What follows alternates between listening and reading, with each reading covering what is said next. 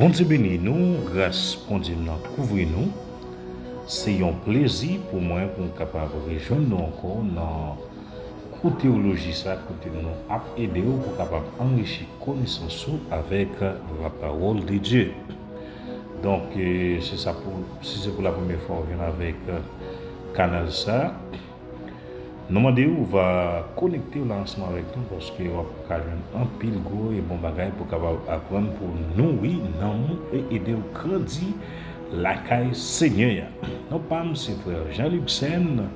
C'est un plaisir pour nous capables de servir avant même que nous allions plus loin, nous allons prier pour nous capables de bailler les seigneurs première place.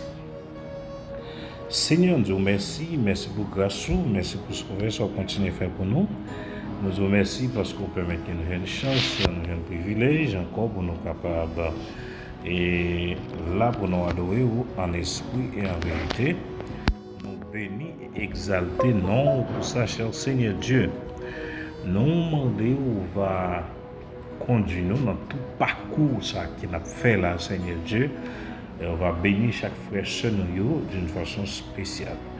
Nous comptons sur vous, nous allons faire grâce pour ça, au nom de Jésus qui vit et qui a régné au siècle des siècles. Amen. Gloire à Dieu. Pas oublier et aux soumissions Église évangélique pour de la grâce. Donc c'est canal ça qui a béni nous à travers la théologie ça. Nous demandons aux capables et connecter l'ensemble avec nous et puis aider nous faire travailler ça comme ça pour nous capables grandir et arriver plus devant pour la gloire de Dieu. Nous connaissons un thème on a traité depuis quelque chose et nous arrivons dans la phase côté nous gain quelques sous-thèmes en tant que grand thème général là nous avons partagé donc si même nous allons continuer et pour la gloire de Dieu. Dans notre sous-thème nous gagnons encore qui c'est des catégories, right? Des catégories dans les perfections de Dieu. OK? Dans la classe spatiale nous avons les perfections de Dieu. Donc je dis nous allons voir des catégories dans les perfections de Dieu. Bien. Et en dedans, nous allons décrire plusieurs types d'attributs. Par exemple, nous avons attributs non moraux, entre parenthèses, attributs naturels, et puis nous avons attributs moraux. Et suite, dans la partie B, nous avons attributs absolus et nous avons attributs relatifs. Donc, ça y est, nous allons débattre avec un ensemble d'autres pour la gloire de Dieu. En aller. La plupart des manuels de théologie proposent une classification des attributs de Dieu. A, petit a. Attributs non moraux ou naturels et attributs moraux. Les attributs naturels comme l'acéité, l'existence par soi-même. OK? C'est un type d'attribut qui parle de l'existence de Dieu par lui-même. Dieu existait par lui-même. Ouais? Et l'infinité appartiennent à la constitution de Dieu. OK? L'infinité il appartient avec la constitution de Dieu. Pas oublier Dieu, c'est unique personnage, unique être qui est infini. Pas gon l'aile qui commencé, pas gon l'aile qui l'a fini. Waouh. Et c'est ça que vraiment ensemble avec vous nous pas servir n'importe Dieu, nous avons servi un Dieu réel, nous avons servi un Dieu qui est vivant et qui ne peut jamais pas là. Alléluia, gloire à Dieu. On a pu dire encore la constitution de Dieu, les attributs moraux comme la justice et la sainteté sont du ressort. OK? Et nous, la justice, la sainteté, nous fait partie attributs moraux de Dieu. OK? Donc, nous quoi surtout bon là nous avons cadre de la justice on peut pas de justice sur la terre parce que moun pour jouer justice c'est moun qui gagne comme moun qui gagne justice c'est moun qui gagne comme si pas gagne comme pas gagne justice juge nous corrompu pas une capacité qui fait effort mais c'est vraiment terrible donc nous venons sainteté encore ça c'est nature Dieu même pas aucun autre monde qui can à niveau ça l'homme non c'est ça que Dieu bon nous il y a un outil qui c'est repentance parce que nous pas arrêter saint tout le temps vrai même mon regard même mon petit fâche au fait ou bien t'as sorti dans lui là ça veut dire et c'est celle Dieu qui nature ça l'homme pas arriver dans niveau ça on nous continue de sa volonté mais toutes les qualités qualifiées de non morales sont celles de l'être le plus moral de tout l'univers et tous les attributs moraux découlent de la nature de Dieu. Est-ce qu'on comprend bien? C'est unique être qui est plus moral dans tout l'univers, sur toute planète Terre, pas dans l'autre encore. Il est le Dieu Tout-Puissant, le Dieu d'Abraham, le Dieu de Jacob, le Dieu d'Isaac, le Dieu d'Isaac. Bon Dieu, ça m'a servi, bon Dieu, ça qui m'a servi. Donc, nous avons raison pour nous servir, bon Dieu. Nous avons raison pour nous adorer, pour nous balayer toute gloire, honneur, louange, que lui-même seul lui mérite. Petit b, attributs absolus et attributs relatifs. Les attributs absolus incluent ceux qui appartiennent à l'essence de Dieu en rapport avec lui-même. Entre parenthèses, éternité, infinie.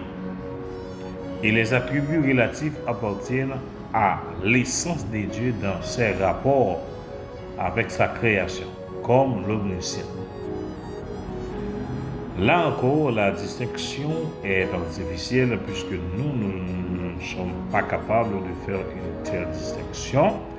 Tous ces attributs ayant un rapport avec sa création. C'est attributs incommunicables et attributs communicables. Les attributs incommunicables n'appartiennent qu'à Dieu, entre parenthèses, éternité, infinité. Les autres se retrouvent dans une mesure relative ou limitée chez les êtres humains, entre parenthèses, sagesse, justice. Nous connaissons attributs ça nous joignent dans l'homme. Dieu bon nous faveur nous car nous petit câlin mais nous est très limité vraiment. Si l'on va les sagesse, regardez on peut un peu monde sur la terre l'homme n'a presque pas de sagesse. L'homme n'a plus voulu utiliser sagesse là avec gros armes. OK, avec des armes nucléaires, armes de guerre de destruction massive. Donc ça a presque perdu. Justice dont je suis parlé déjà. Les attributs communicables sont présents chez les humains, bien que de façon limitée. Ça nous là, très très limitée. Non parce que Dieu les a communiqués d'une manière ou d'une autre, mais parce que la race humaine a été créée à l'image de Dieu. Les catégories dans lesquelles sont classés les attributs de Dieu peuvent répondre à une certaine finalité, mais selon moi, celle-ci n'est pas primordiale, bien que certains attributs entrent facilement dans l'une ou l'autre des catégories, d'autres sont difficiles à classer. Si la sainteté est généralement considérée comme un attribut communicable, la sainteté de Dieu ne l'est certainement pas. bien que l'omniscience soit assurément incommunicable, les hommes possèdent d'une certaine connaissance. La classification semble donc plus souvent arbitraire qu'évidente. L'étude de perfection de Dieu est plus importante que leur classification. C'est ce qui va nous occuper maintenant. Ok. Pourquoi nous avons des lectures là? Et il y a pile de bagages là-dedans que nous avons découvert, nous avons apprendre. J'espère que vous entendez avec soin. Et spécialement étudiants qui ont un livre là. Donc, nous sommes capables de retirer beaucoup plus de leçons là-dedans. Maintenant, nous allons entrer dans notre sous-thème, phase 3, qui c'est un catalogue des perfections de Dieu. Un catalogue des perfections de Dieu. Voici 14 des perfections divines classées par ordre alphabétique. Nous examinerons à leur signification. A. B. Les déclarations scripturaires les concernant. C. Leurs applications et, le cas échéant, les problèmes qu'elles soulèvent. En dans phase ça, nous allons étudier 14 perfections divines. Ok? Et nous allons voir ça gagne en dans yo. Numéro 1, qui c'est A. Petit A, nous jouons c'est l'amour.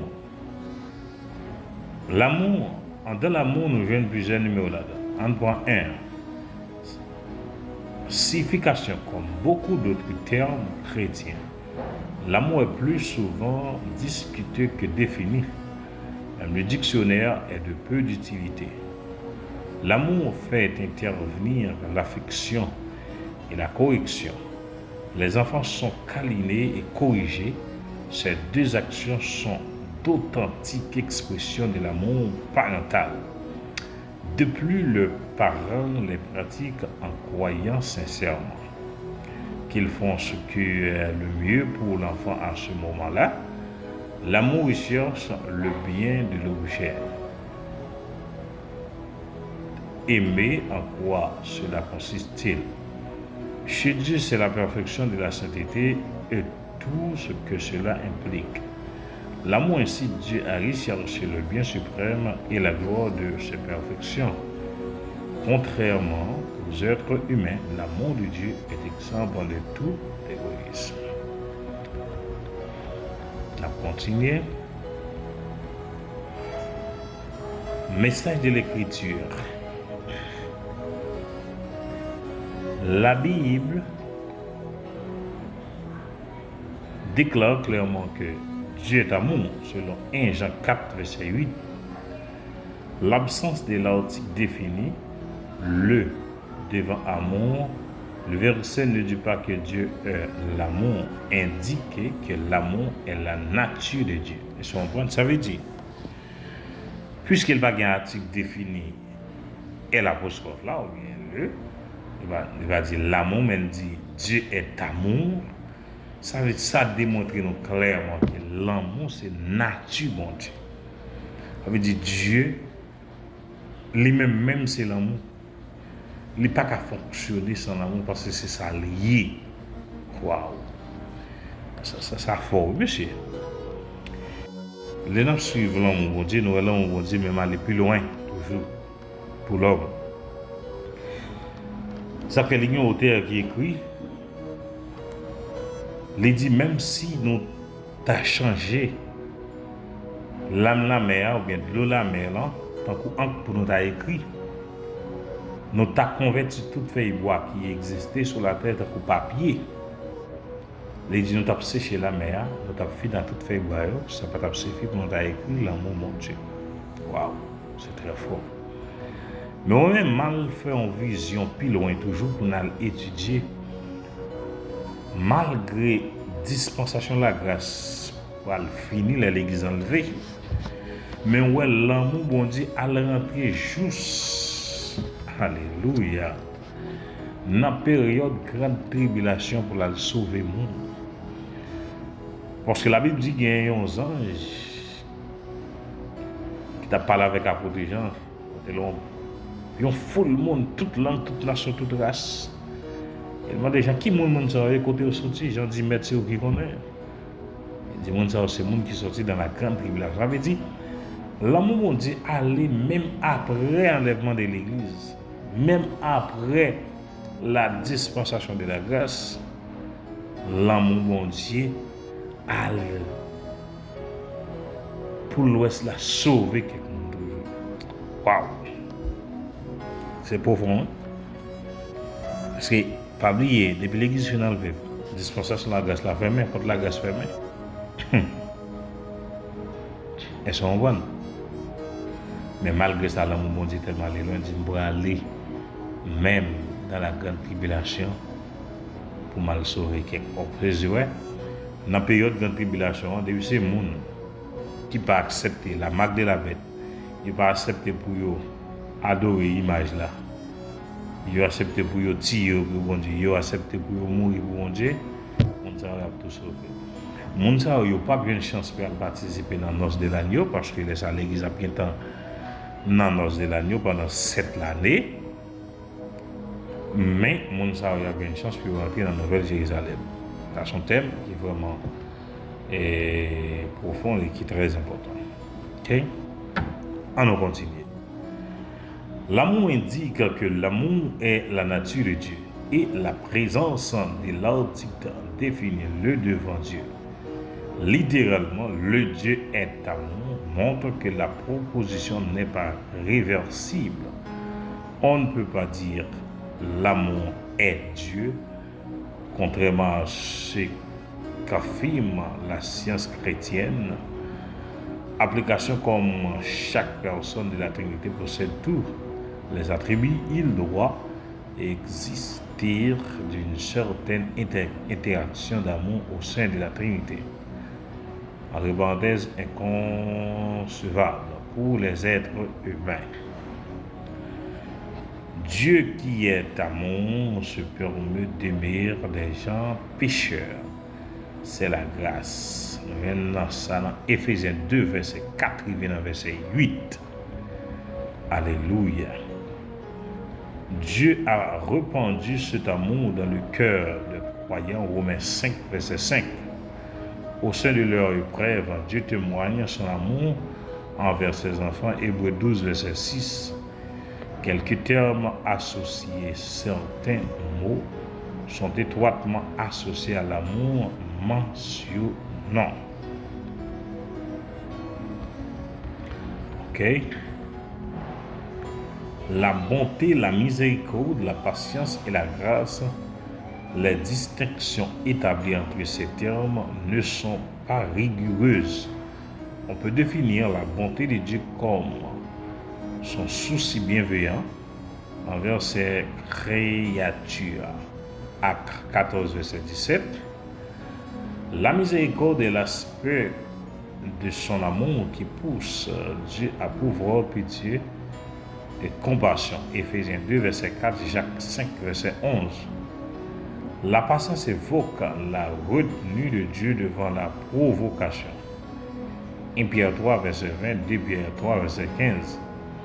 La grâce est la faveur imméritée que Dieu témoigne à l'homme, principalement dans la personne et l'œuvre de Jésus-Christ. Tous ces concepts sont liés à l'amour de Dieu qui est amour et en découle une hérésie. L'universalisme est une hérésie qui provient d'un concept fausse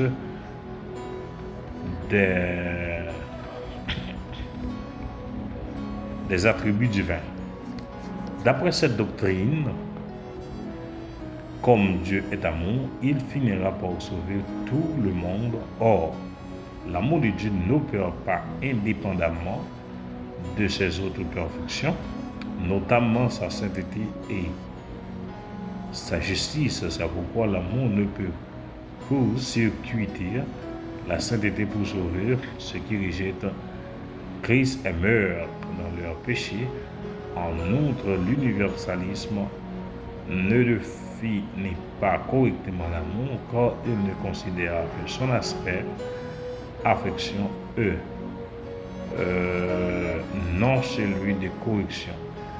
Enfin, l'universalisme contredit des affirmations claires de l'Écriture. Marc 9, verset 45 et venant verset 48. B. L'éternité. Signification cet attribut signifie que l'existence de Dieu n'a pas de fin.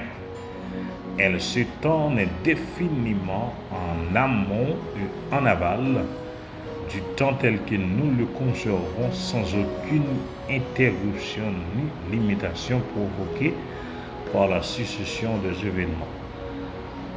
En rassemblant ces idées, Berkhoff définit l'éternité comme la perfection par laquelle Dieu s'élève au-dessus de tous les mythes temporels et de toute succession de moments et possède la totalité de son existence dans un présent indivisible.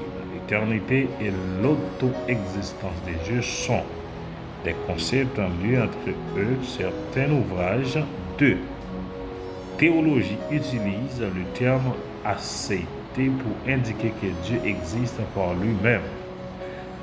Le terme accepté est construit à partir des mots latins assez par soi. Si Dieu existait indéfiniment, il n'est jamais venu à l'existence, ni n'a jamais été appelé à l'existence. Il existe par lui-même sans commencement ni fin. Message de l'Écriture. L'éternité de Dieu est affirmée au psaume 90, verset 2. D'éternité en éternité, tu es Dieu.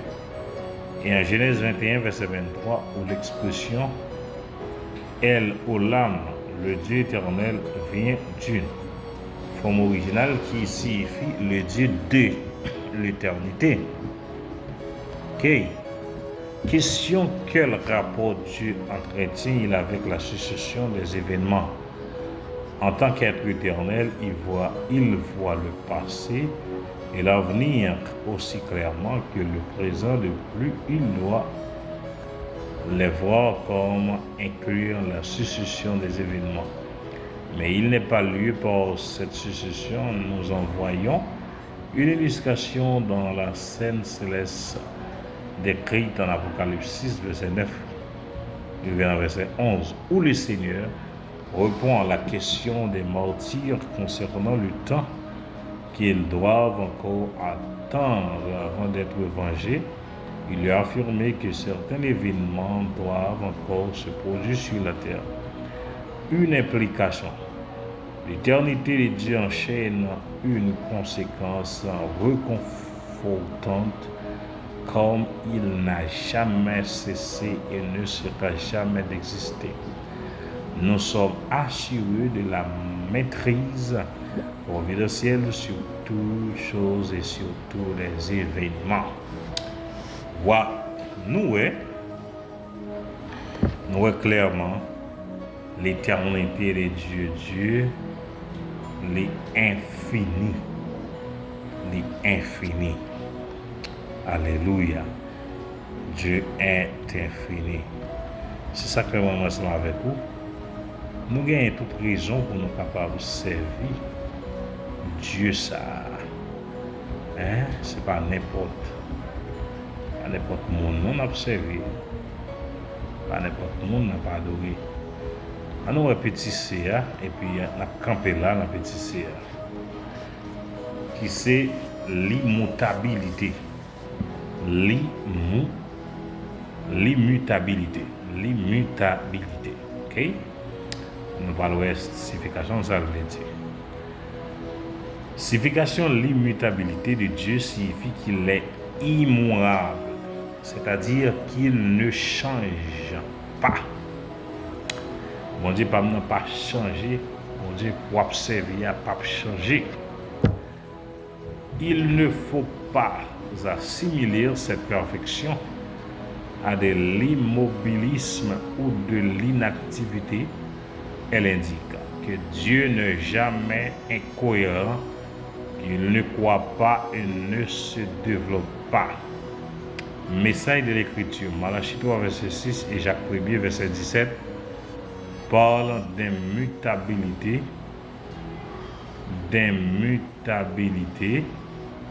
Notons que le premier de ce passage garantit la préservation d'Israël.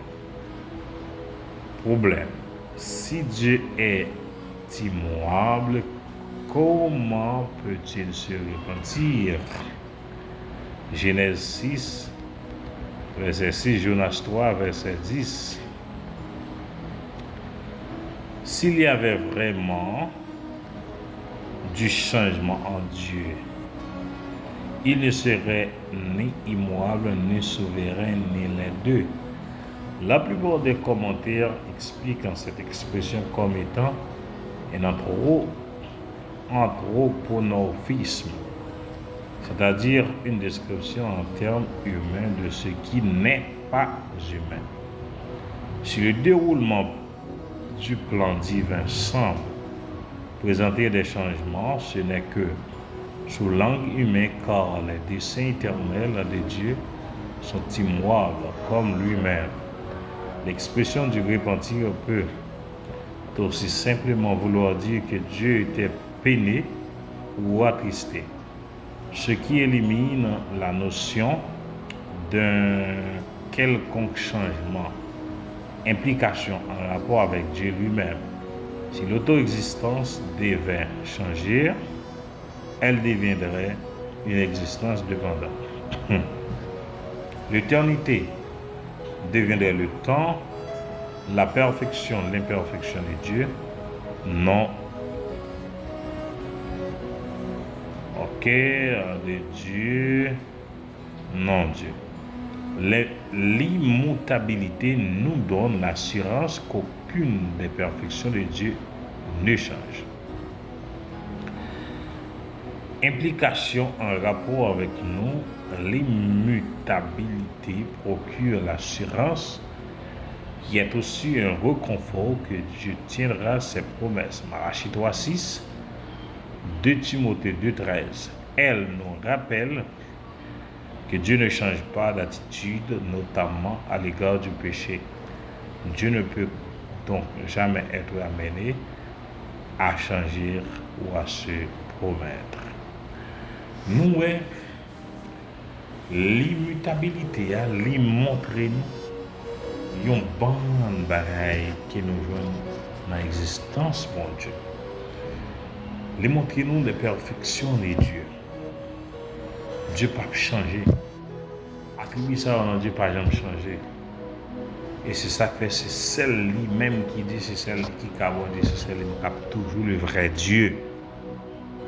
Donc, chers frères et sœurs, c'est un plaisir pour nous être capables de partager parole ensemble avec nous. Moi, j'espère que nous apprenons, nous réjouissons.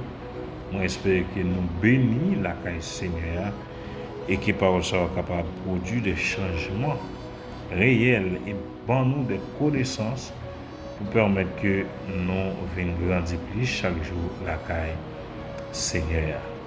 Que le Seigneur bénisse, que grâce nous découvrir, soyez richement bénis au nom de Jésus de Nazareth.